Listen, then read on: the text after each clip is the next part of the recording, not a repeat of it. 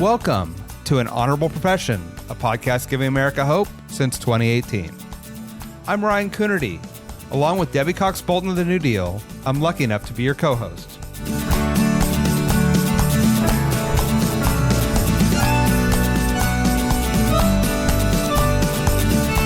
An Honorable Profession is a New Deal Leaders podcast. The New Deal is an organization that supports the next generation of American leaders. From attorneys generals to state senators to mayors to school board members, these are the people that are pushing policies and politics that will respond to climate change, rebuild our economy, address racial injustice, and restore our democracy. These are incredibly talented people who have dedicated themselves to public service when their country and their communities needed it the most. Check out newdealleaders.org to see what I'm talking about. In today's episode, I talked with New York State Senator Jamaal Bailey, who represents the Bronx and earlier this year was named chair of the Senate Insurance Committee. Senator Bailey talks about his experiences in high school and college that introduced him to the magic of public service and what it's like to serve his constituents in this unique political moment. We talk about his work as chair and his focus on making life more affordable for New Yorkers, as well as his take on the buzzy New York City mayor's race and what he's most looking forward to in the months ahead. I hope you enjoy. Senator Jamaal Bailey, welcome to An Honorable Profession. Thank you. So good to have you. I've been looking forward to meeting you and having this conversation. Would love to just start off talking a little bit maybe about how you got into politics. You've been in the state Senate, I think, since 2016. But before that, you were in and around the legislature a lot. It seems like maybe public service was something that you found at an early age. Really interested in how you connected with government and what first inspired you to want to be part of it. Well, thanks once again. Thanks, Debbie, for having me on. I'm excited to be here. I'm excited to be a New Deal leader. Excited for all of the good things to uplift democracy. And it started out about a desire to just help. I want to help people. So it happened in high school and it happened in college. College is the easier roadmap to tell. 21 years ago, I was an intern for now Assembly Speaker Carl Hastie. He was a second-term Assembly member, from my neighborhood. He was my local Assembly member. I was a senior at the University of Albany. I did an internship my senior year, 15 credits.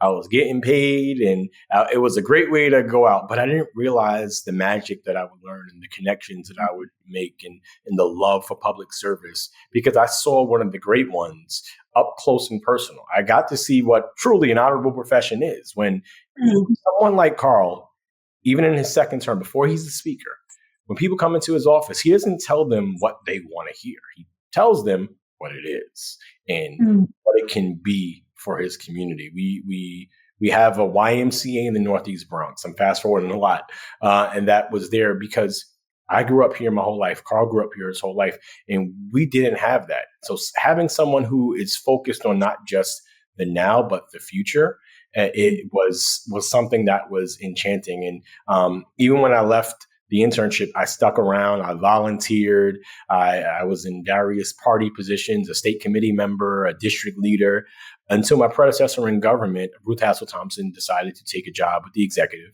And I figured, why not me? I've lived in this neighborhood my entire life. I know how to get from point A to point B with or without stoplights. I know the fabric of the community, and I believe I know what it needs because it's poured into me so much. Why shouldn't I take that leap to run for office? So that's the college version. The high school version was actually I was elected in student government as a student government senator for what it's worth. Sociology class, Miss Blair. I won't forget it. I feel like the Golden Girls, 1933, right? So I ran for office, and we went down to a student government session. I'll never forget this day. There was a student was affected by a fire, and usually in the Department of Education, New York City Public Schools, I don't know if it's allowed now. I don't think it is. We passed around an envelope to collect money for the student government in our classes. And most weeks we get $2, $3. This is 1998, 99, right? 99. I'm a junior. It's 99. If a kid at Bronx Science had some money, they're not putting it in that thing. They're buying some unhealthy snack to eat, full of sugar and waste, right? That's what we were doing in '99, right? But there was a colleague, another student affected by the fire, and we knew that. And myself and another student, we said, look, the proceeds for this month should go to that student. And after some wrangling and some arm twisting, we got that to happen. Then I came back to my sociology class and I spoke about the need to make sure that we needed to help our fellow person and our fellow man, fellow woman, because the student was anonymous. We didn't know who it was, but quite frankly, that shouldn't matter. There's somebody in our school, in our grade, whose family lost everything. And if we can do a little bit to get them along, it goes a long way. So I gave an impassioned speech. Don't remember anything other than it was impassioned. We collected probably $30-something that day, which was like definitely the record amount of money, but it wasn't about the money. This was the most impactful part, Debbie. After the class ended, an individual, they came up to me and they said, thank you. And I was like, oh, no, thank you. I'm happy to do it. They were like, no, really, thank you. And I'm like, no, really, thank you. Then they said, it was my family that was affected by the fire. So I had a classmate in my class, and I didn't know that they were directly affected, but that didn't matter. And that's really what I think public service is about. It's not helping people because they're your friend or your cousin or your auntie. It's helping people because this is what we should be doing as humanity, right? As humans. And so I'll never forget that moment. It was indelible. I remember the hallway, the outside the classroom where it was at, and the individual still don't want to say their name to this day, but it was something that was a pivotal moment for me, and I was it struck me here, and it just said, you know what, helping people is for me. Yeah, just to realize that you can make that impact is so important. I just, for the second, I also kind of got my bug in doing an internship when I was a senior or junior in college, to coming to Capitol Hill and not realizing that there was a whole group of people who thought, sat around every day thinking about how to make people's lives better. It really blew my mind. And fast forward 35 years later and being in this business, I still have that kind of feeling of magic about working with elected officials who really spend their time thinking about what they can do to improve their communities. And so, that's what this podcast is all about. Thank you for your service on this. I am curious, because you've been doing it so long, and as have I, how you think things have changed. We're actually obviously talking at a kind of an somber moment for the country about, the uptick in political violence, the divisive rhetoric. We all feel that kind of, worry about the fraying of our communities. I'm just curious what you're seeing, and as an elected official, how you're feeling that. Are you feeling it? Are you feeling it in your community? What are you doing and saying to people about this moment? It's so tough. That's a great question. It's really a tough conversation now, because our constituents don't often get to see that we break the fourth wall as Democrats and even Republicans and moderates and conservatives and liberals. They don't see that we respect and appreciate each other as people. So I think that because what happens is that we consume a lot of our information in headlines. And I always try to tell people, don't read just the headline. Make sure you read the body of the story, because the headline itself can be deceiving. We are reading headlines and not getting to the story, right? We're seeing D and R and liberal and moderate and conservative and this and that, and we're seeing labels and we're not talking to people, right? Like there are colleagues, like I'm a Bronx Met fan. That's a rare thing, right? There are colleagues of mine who are on the other side of the aisle who are big Met fans. We can have a conversation about the Mets and be jovial while we're in the members lounge. But while we're on the floor, we're defending the needs and necessities of our constituents. And we do so amicably and respectfully. And when we get back in the lounge, they don't see that we don't dislike, that we hate each other. We don't hate each other. Right? I may not agree with anything that you're saying politically or anything that you're saying governmentally, but as a man, as a woman, I respect you. I respect your right to live. I respect your right to have an opinion. And I think that some of the people around us, that background noise, they're starting to become in the front, right? They're starting to subsume and suck the air out of what truly is something that should be based upon democracy comes out of dissent, right? Dissent is the main tenet of democracy. So just because we disagree doesn't mean I hate you. It means that I disagree with you on this point. But tomorrow we can have a whole different conversation, and we can connect again. And I think that sometimes people don't see it. And I think that it's up to us as leaders in government, as thought leaders like yourself, as people who really care to make sure that they know, look, even if we can disagree without being disagreeable. And that's something that I try to, bring to my constituents. Do you feel like they're asking for that? I mean, I think one of the questions out there for people is like, is that what people even want anymore? Do they want? I have an opinion about this, a strong opinion about this. But do you when you're talking to your constituents, do you think that they're looking for people who are able to work across the aisle, who are able to find common ground, or do you think that there's a lot of people clamoring for no, just I want you to fight harder, or is there somewhere between? So it's different. It's like an option play in football, right? It depends on where you're at, where you are in the field, so to speak, right? Mm-hmm. In my incredibly deep blue Democratic district in the Senate, people are not necessarily looking for me to reach across the aisle on like at first glance. They want to make sure that their issues are taken care of. They need housing, right? They need food. They need jobs. They need good education for their children. That's what they need. Now, I will say that they're looking at it from a largely Democratic lens, right? Because of the population of our district and the voter registration of our district.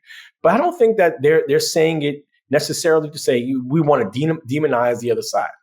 The problem is for what's galvanized a lot of folks for better or for worse in that way is the gentleman, or if you call him a gentleman, the current occupant of 1600 Pennsylvania Avenue, President Trump, brings out something visceral in lots of folks where they're saying, this is someone who just doesn't respect the rule of law, doesn't respect diversity, doesn't respect women, doesn't respect the LGBTQIA plus community, doesn't respect people of color, doesn't respect any of it. Yeah. So why should we in turn be respectful? Well, it's like a pair of sodas, two wrongs don't make it right, but people aren't seeing that right now. People are seeing that you passed this big, ugly bill that in a couple of years is going to take poor people and poorer people off of healthcare. It's cutting SNAP benefits. It's making things less affordable. So when people, high information voters like the ones in my community, they're like, no, we need you to fight against that. We need you to fight against that concept. Not necessarily the people, definitely against Trump, but against that, yes.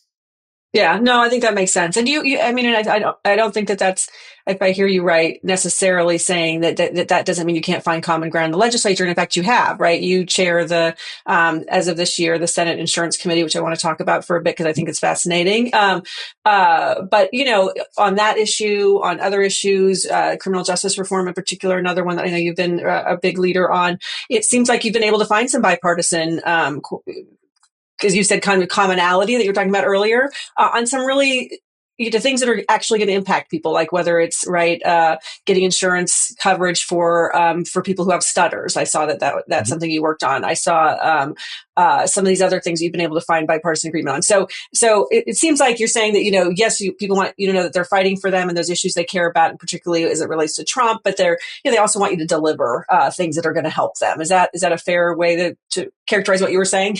100%. But they also want to make sure that we're fighting towards a better democracy. And a better democracy, in my opinion, and the majority of their opinion, is a world where we control the Senate, where Chuck Schumer is not the minority leader, he's the majority leader, and Hakeem Jeffries is the Democratic leader. He's the speaker, and we have a Democratic president. When we have that trifecta, we can make the lives of people in New York, but across the country, even better. And so I think that's what people are looking for. I think that's what people are clamoring for, right? Like, it's good, but we want you to get out there and fight to do better.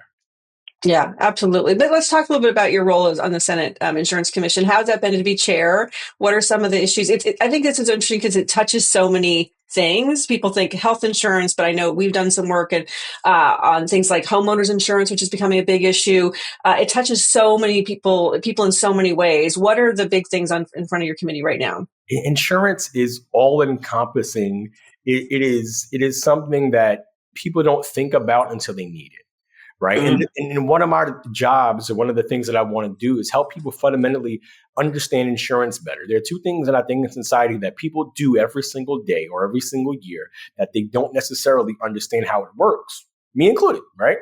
Taxation and insurance. Those are two things that people are doing, are part of. You need it, you're in it, you do it, but you don't necessarily get it, right?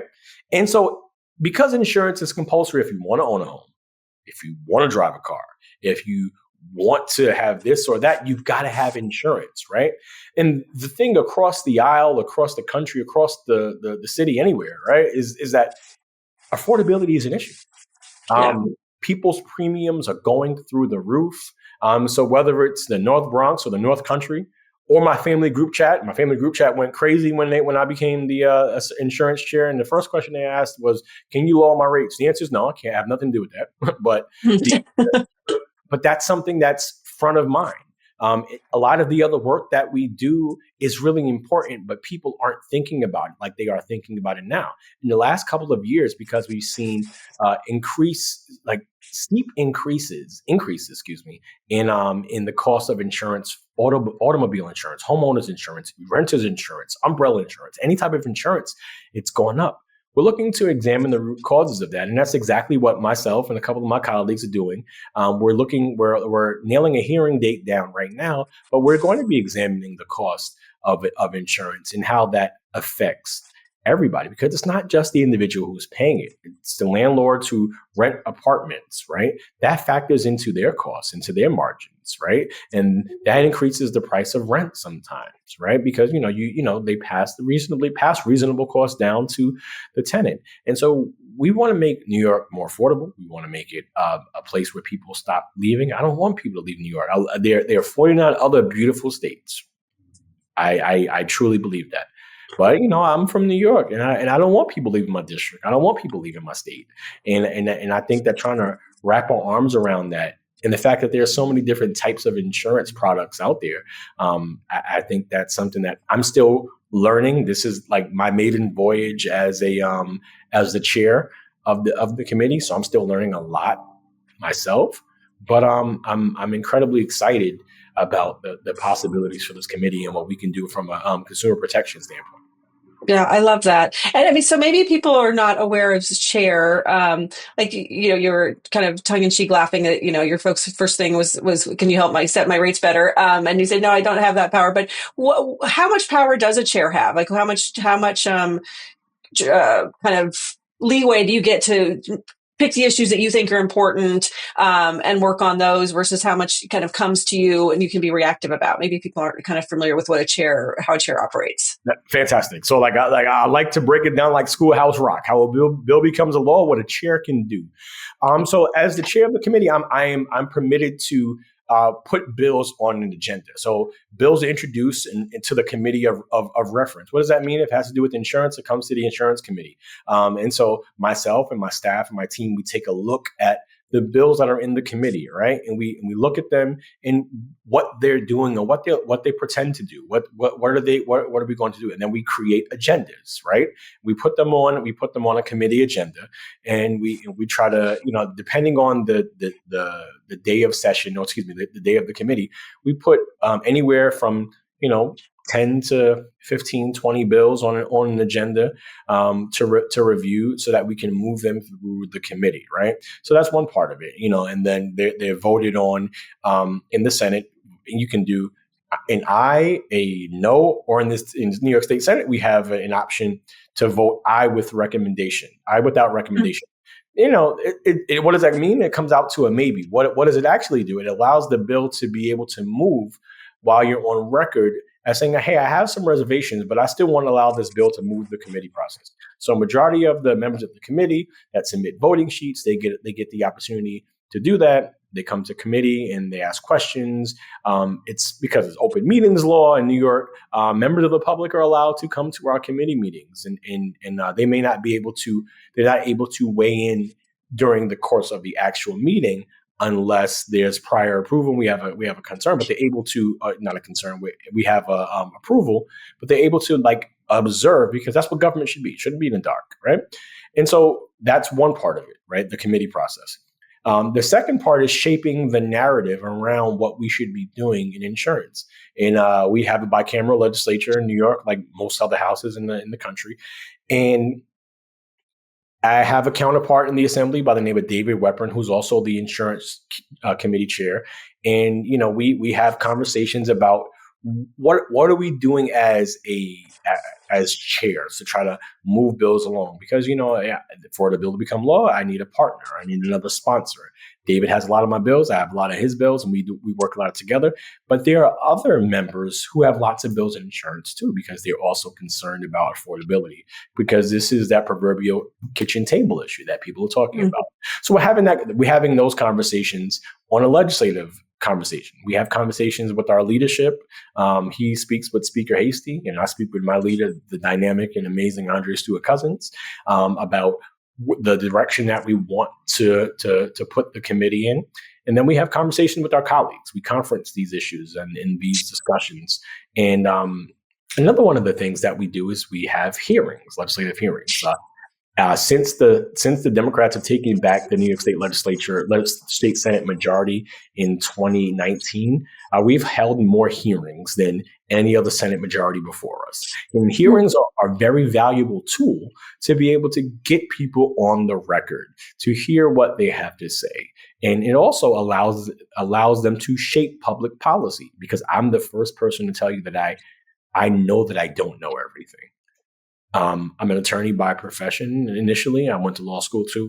And if I wanted to try a case, you get an expert witness. And if I want to have a conversation about in the insurance business, I should talk to people who do insurance for a living, who are engaged in the practice of insurance. So we can have those informal conversations, but sometimes we need to create a public record so that people know where they stand. And so all of those things plus more are things that we can do as chairs of committees. And we have a good amount of ability to do things, but we're also we're also, I don't want to say limited, but we don't have the ability to do everything that we probably would want to do. But slow and steady wins the race. Yeah, absolutely. And I appreciate you walking me through that. And I love that your North Star is affordability. I think that's where we are right now is, there's so many people hurting, and to have that, your lens through which you're looking at all these areas where insurance touches people, I think is just fantastic. I know another issue I mentioned earlier that you've done a lot of work on since you've been on the Senate is criminal justice reform. Just curious about kind of why that's been so important to you, and maybe if there's one or two things that you have been able to do as a senator that you're super proud of in that area. Oh, I am incredibly pround of the work that we were able to do. I was the chair of the committee, standing committee on codes prior to the insurance. And codes, when you look at it on paper, it looks like codes, like video games. What's the code? But codes deals with matters in the penal law and things related to criminal justice.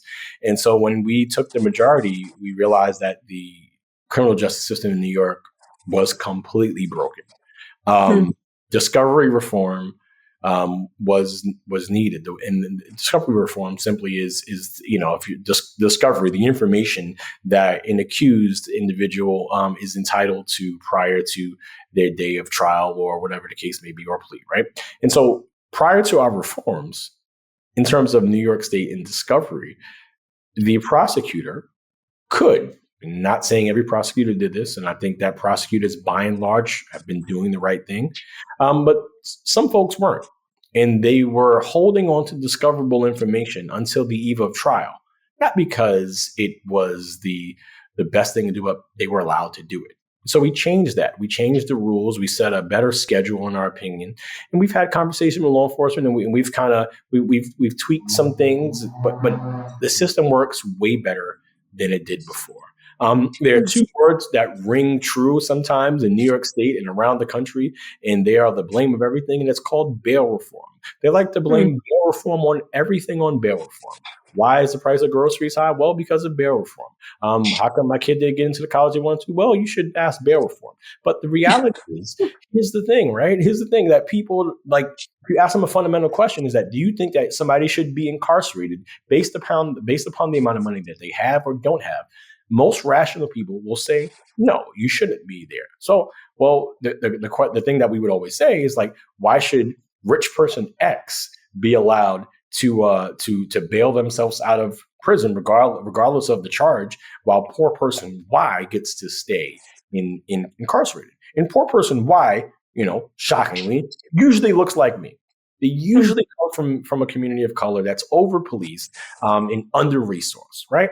And so doing bail reform was about limiting wealth-based detention, ending wealth-based detention. It wasn't about making sure that people can walk free for their crimes as sometimes it's positive. That's not true. You want accountability for everybody. If you do something wrong, you should be held accountable.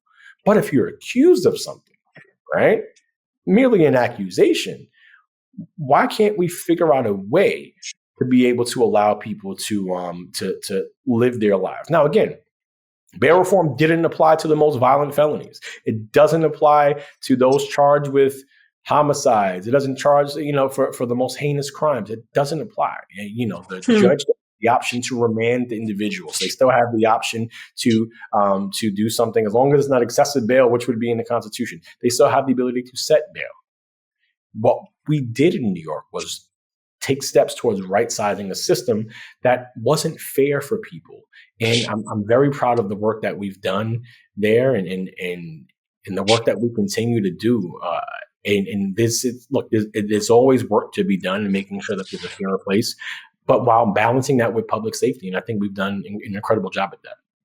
Yeah, that's so great. I want to pivot for a second. Another hat you wear is, I believe, that you are the party chair for the Bronx. Yes. So you mentioned earlier, people's keen desire to win back the House and Senate in 2026. You alluded to, which I think we can all agree is a must do. So, but there is a New York race that's getting a lot of attention right now, which of course is the New York City race. It's been interesting, for people within the Democratic Party to look at Mandami, who had so much success, and wonder about what's going to happen there, particularly given that his much more left-leaning, tendencies than a lot of other folks in the party. So I'm just kind of curious about how you see the race and how you talk about the race, and what you, I guess, maybe also what you think might happen. If you want to share that too.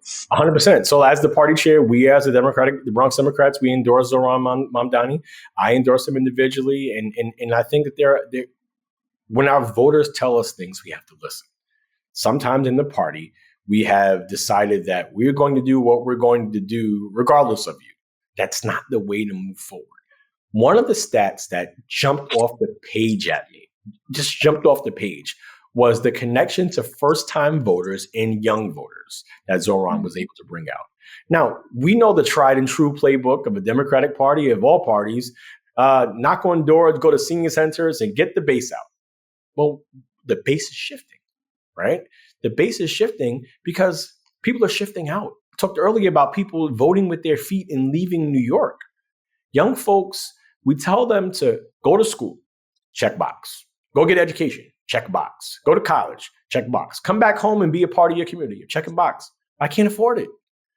I can go to a different state and I can live better, and I can live out the dream that I deserve, right? That's what they're saying. But New Yorkers, young New Yorkers, 18 to 35 demographic, they said, we want Zoran. We want a vision for the future that's centered around us, that's centered around affordability, that's centered around the possibilities. And so, one, the youth vote is really important. Second, the second thing about Zoran is that he loves this city, right?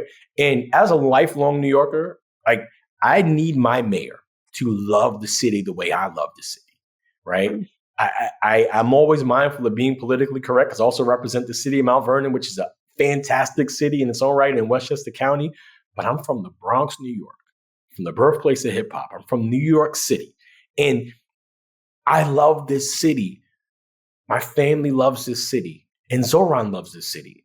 And I feel like when you have somebody that loves the city, that's bright, that's articulate, that has a plan to move forward, I think that's someone that you can that we should be looking to follow. Now, there are certain issues that we're not going to see eye to eye on, but I've asked people either in the public square, in the private square, name somebody that you agree on every single thing with. That's just not real. But when it's in the public square, we get to magnify the differences and saying, well, he's saying this. Well, why you don't want free buses? You don't want affordable childcare? You don't want reasonable grocery prices? Who doesn't want those things, right?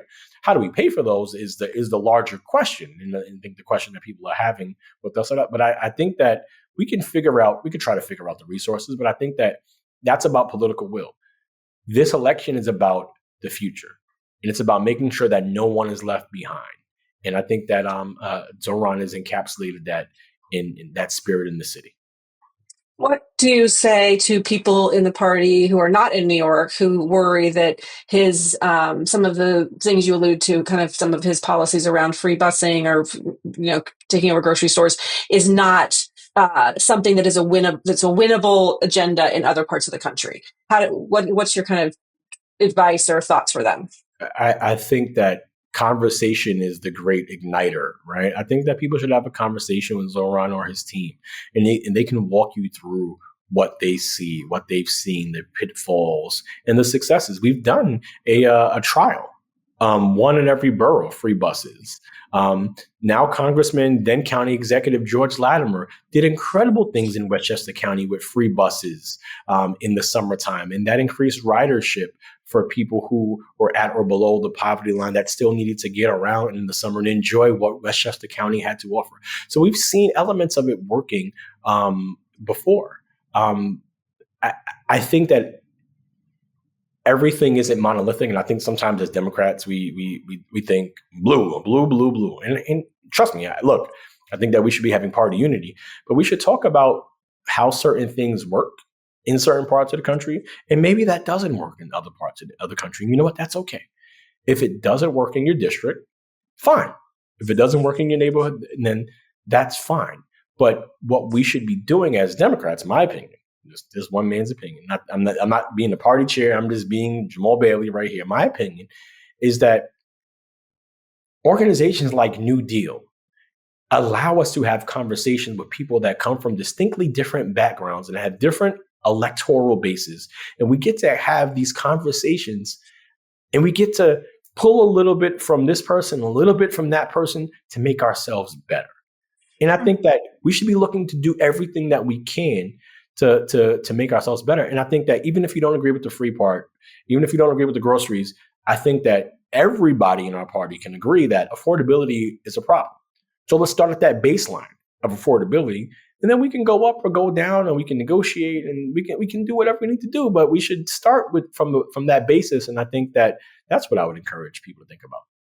Yeah, no, I appreciate your thoughts and your perspective on that. What is next for you? What are you looking forward to over the next few months? What are you going to be working on over the next few months? What's top of mind? I'm excited about a couple of more months off session.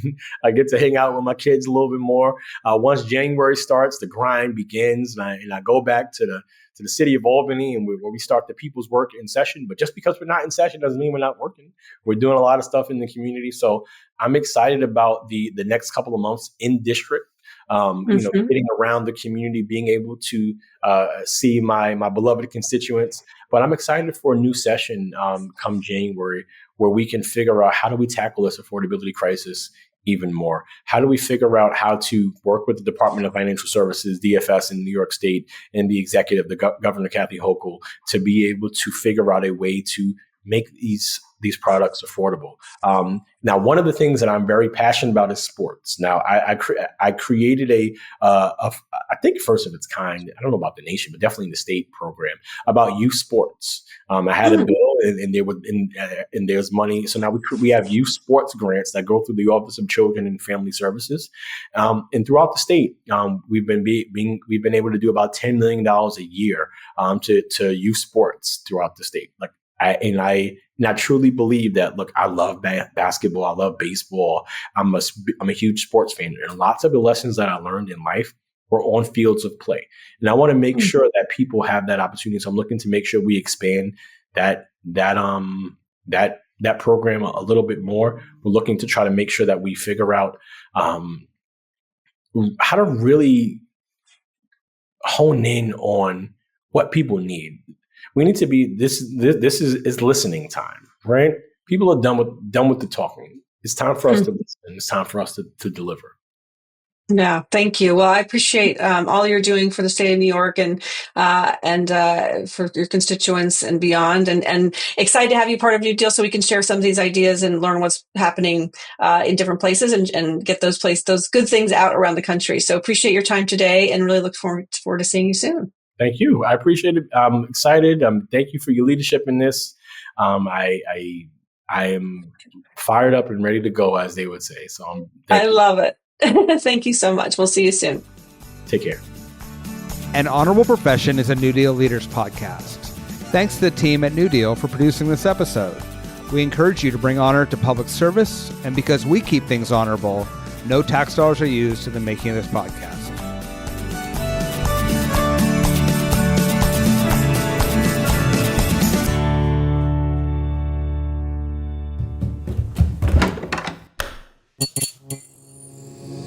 This podcast is part of the Democracy Group.